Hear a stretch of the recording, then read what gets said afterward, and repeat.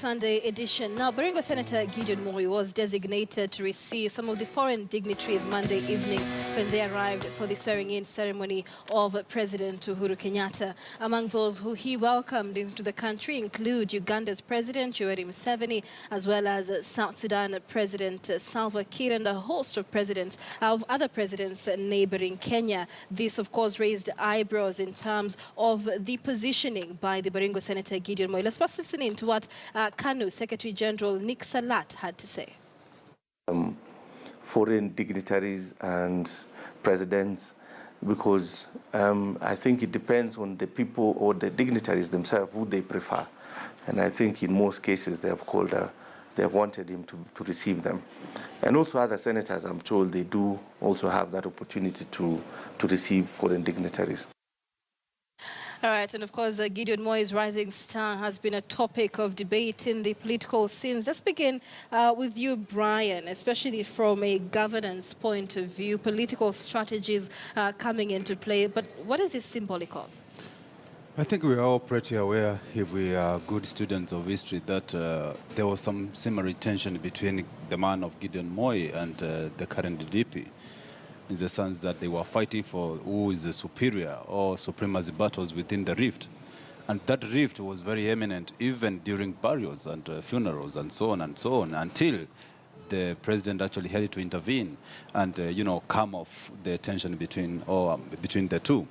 And that at some point, Gideon Moi took a nosedive, or he took a low profile in the sense that he didn't want to, go contrary to what perhaps had been brokered between President Uhuru Kenyatta and Gideon and Moi, the father, and also the previous visit by Uhuru's mother, Mama Ngina, to Kabarak, where she also perceived to have gone there to broker some deal.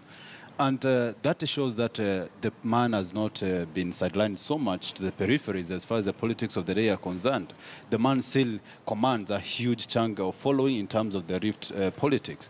And if the welcoming of the dignitaries is anything to go by, then I think we are seeing there is a resuscitation of Moi's, perceived dimming star now to a situation where he can actually be seen to be there. Initially, we almost forgot about Gideon Moi when he took that nosedive. And now he's actually coming out strongly to say that, look here, guys, I'm here. The decisions that had been taken previously had warranted me to take a low profile, but now things are changing and I have to occupy my rightful space. Of course, any son of a former president or a sitting president would want to behave in a certain way that the tree did not fall so far from the fruit did not fall so far from the tree. And this is a way of justifying the same kind of narrative or analogy. And Gideon Moi, of course, we all know that he has a party which is the founding party of this country, KANU. And this is not a party that some sections of this country would want to see it just disappearing from the political scene. So in a way, he has to package it and repackage it, and also package himself as a person who is a serious contender when it comes to the plays of the politics of the day. And I would want to see a situation where Gideon Moi is now going to be more ruthless, is going to be more assertive, is going to be actually a key player when it comes to succession politics of 2022, because he was given some stand and he followed the same stand through the negotiations that we all know. And this is the time that he has now to show that he was up to that game in terms of challenging the person of Ruto, in terms of who is going to be the kingpin of the rift. But now, because of those deals that made him to take a backseat, he is now coming out strongly to champion the agenda that he had before, and that's why we are seeing him coming out actually very strongly this time round. All right, Dismiss, the party, KANU, the party that he belongs to, is an affiliate of the ruling Jubilee Party, considering that Deputy President William Ruto is also positioning himself for 2022 succession politics. How is Gideon Moi's entry likely to destabilize that balance? If you look at it in strict sense, KANU is an affiliate of President Kenyatta and not the Deputy President Ruto. Because the Deputy President Ruto and Gideon Moi have no time for each other. But maybe to place it in context, before the elections, Mama Ngina Kenyatta went to Kabarak to have a word with the retired President Moi for a cup of tea. And a few days ago, President Kenyatta still went to Kabarak to have a word and a cup of tea with President Moi. And I understand President Moi prepares a good cup of tea and boiled maize. So maybe they enjoyed the conversation. But more important, what Isaac Salati is saying there is misleading the nation. Nick. Because there are so many cabinet ministers today, and there are so many senators who would have been given the opportunity to go and receive the visiting heads of state. So how come it's only one senator who was, you can easily say, overburdened with the responsibility of receiving all these visitors? Now, it's not very hard to connect the dots. Gideon Moi is a pedigree politician, and he was being given access by President Kenyatta to meet these other regional heads of state, especially President Museveni, Kagame, and Salva Kiir, who've got very strategic interest in Kenya. And if you look at it from a diplomatic language, essentially what President Kenyatta is telling our neighbors is that in the event you're looking for me, and you cannot catch me, please look for Gideon Moi. He'll be able to receive your issues and he will sort you out. So what Gideon Moi is now playing is soft power politics. And Brian says that he needs to be more ruthless, like the deputy president, because the deputy president is ruthless, he's very agile, proactive. He can have 20 meetings in a day. But Gideon Moi has decided to play soft politics. And as we approach the next election, Rift Valley is going to be divided right in the middle. So people will have a choice either to go with Gideon Moi or to go with the deputy president, Ruto. And the biggest mistake Ruto did during this election is his failure to knock out Governor Mandago and also Gideon Moi from elective politics. If I were Ruto, I would have pitched tents in Baringo to ensure that Gideon Moi does not retain his position. I would have done the same in Uasin Gishu to ensure that Mandago does not do the same. Now you have Governor Mandago, who is alive to the fact that the deputy president has no time for him. And then, of course, you have Gideon Moi with very serious political interest, and understand he's got very deep pockets. So if he decides to open his wallet just for an inch, people are going to feel tremors. So the deputy president must be very nervous. And you'll notice that the common denominator in all those meetings, when President Kenyatta or Mama Ngina are having meetings with President Moi, the deputy president is not aware. He's not in those meetings. Mm-hmm. He probably gets the information on social media like the rest of Kenyans. That should make him nervous. All right. Hezbollah, your thoughts on this and the fact that 2022 politics is largely in play here, even with Gideon Moi's positioning. But Deputy President William Ruto also comes into play, considering the region that they come from, a very vote-rich region, and then, of course, considering the inclusion of the likes of former President Moi and Mama Ngina also coming into play. What does this mean for the country?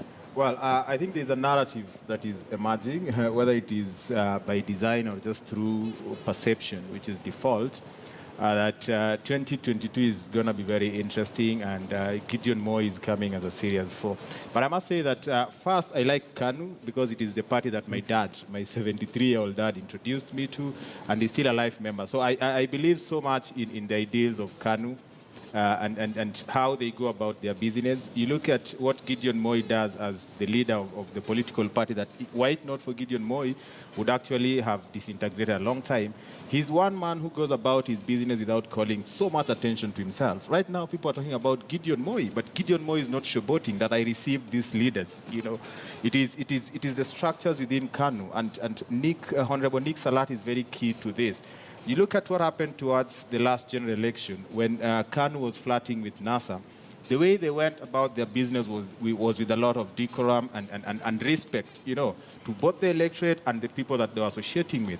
And even when they were compelled to move back to Jubilee, you didn't see Nick Salat or Gideon Moi hit back at NASA, you know.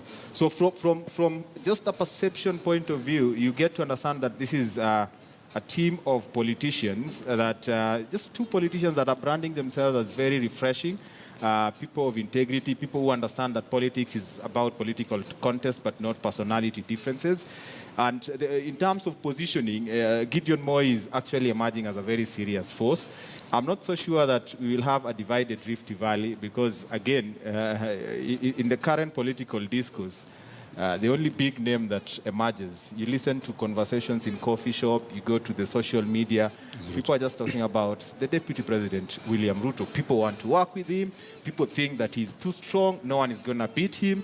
And therefore, it brings a very interesting conversation that how then is this going to pan out? And where will President Uhuru Kenyatta go? Will he go with his deputy, or will he go with Gideon Moi? And to me, that is null and void. It doesn't matter where President Kenyatta goes. The only issue is about how does Senator Gideon Moi package himself, because it is not about Rift Valley. If you package yourself as a leader and transcend the politics of belonging, which to a large extent Gideon Moi can easily do, then you're likely to be a force to reckon. Now, if you package yourself as a regional leader, then you will need other communities, because that is the nature of our politics, that it is a contest of tribal blocking. And I think the deputy president is leaning towards a shrewd politician who is able to galvanize his community and bring on board other communities. And the narrative is shaping up to be very interesting. But from where I sit, I think the brand of politics that Gideon Moi is playing is one that should be emulated.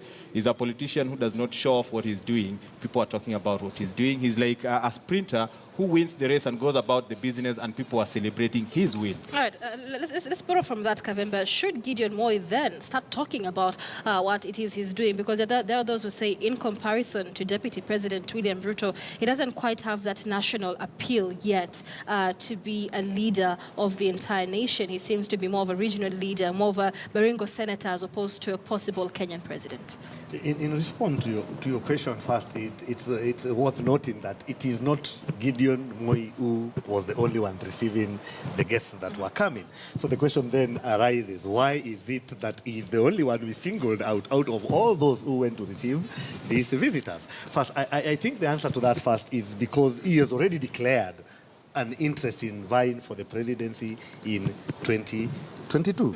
Number two is the perceived differences between him and the incumbent deputy president. Actually, if I'm not wrong, some time back, the Kanu party sent a congratulation message to the president, and they made sure that it was only the president. They did not send the congratulatory message to the duo. So clearly, probably people's perceptions about their rivalry is not very off target, because some of these things can send signals. Then what now even makes it more of a storyline is the contact between the former First Lady and mother to the current president meeting the former president, and also the president himself meeting the former president. I think it is because of that that people singled out is being picked to receive the visitors during the inauguration.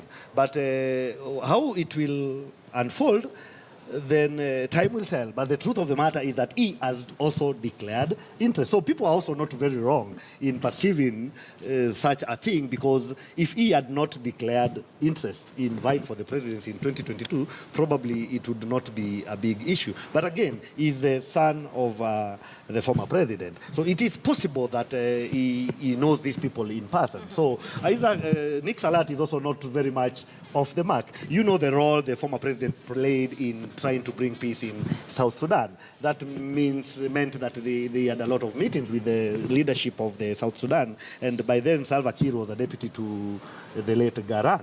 And so there is a possibility that these are people who know each other, and that is also true of Museveni. So all this is what has made people pick out is being appointed to receive some of the guests, while it is clear that he was not the only one. But we have not discussed any of the other people.